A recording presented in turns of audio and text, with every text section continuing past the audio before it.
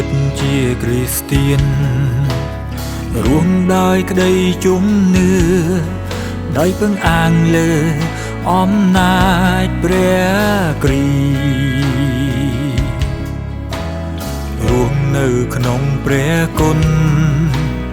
តែងតែមានសង្ឃឹមជាប់នឹងទ្រង់ជារៀងរាល់ថ្ងៃខ្ញុំថ្វាយជីវិតទុកជាកម្រៃសម្រាប់ការត្រាស់ហៅរបស់ព្រះដ៏ជាអង្គម្ចាស់អោព្រះអង្គម្ចាស់អើយកូនមិនភ័យខ្លាចឡើយត្រៀមខ្លួនរួចហើយនឹងបំរើទ្រង់រូបកាយកូនតែមួយកូនសូមថ្វាយទុកទាំងស្រុងថ្វាយព្រះអង្គឲ្យទ្រង់រាសា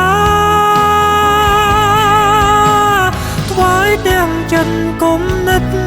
កូនថ្វាយទាំងការបម្រើថ្វាយទាំងសង្ឃា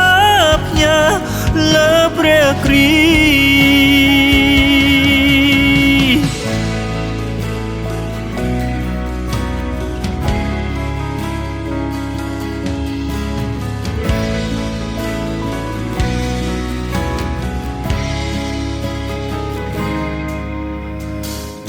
វិតផុតទុកព្រួយមានទ្រង់ជាជំនួយជួយថែរក្សាយើងគ្រប់ពេលអោព្រះអង្គម្ចាស់អើយកូនមិនភ័យខ្លាចឡើយត្រៀមខ្លួនរួចហើយនឹងបំរើទ្រង់រូបកាយកូនតែមួយកូនសូមថ្វាយទុកទាំងស្រុងថ្វាយព្រះអង្គឲ្យទ្រង់រាសាថ្វាយទាំងចិត្តគំនិតកូនថ្វាយទាំងការបម្រើថ្វាយទាំងសង្ឃាផ្ញើលើព្រះគ្រីអោព្រះអង្គម្ចាស់អើយកូនមិនភ័យខ្លាចឡើយត្រៀមខ្លួនរួចហើយនឹងបំរើទ្រង់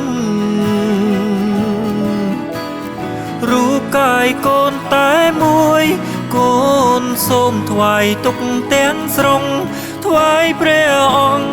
ឲ្យទ្រង់រាសាថ្វាយទាំងចិត្តគំនិតកូនថ្វាយទាំងការបម្រើថ្វាយទាំងសង្ឃាផ្ញើលើព្រះគ្រីថ្វាយទាំងសង្ឃាផ្ញើលើព្រះគ្រី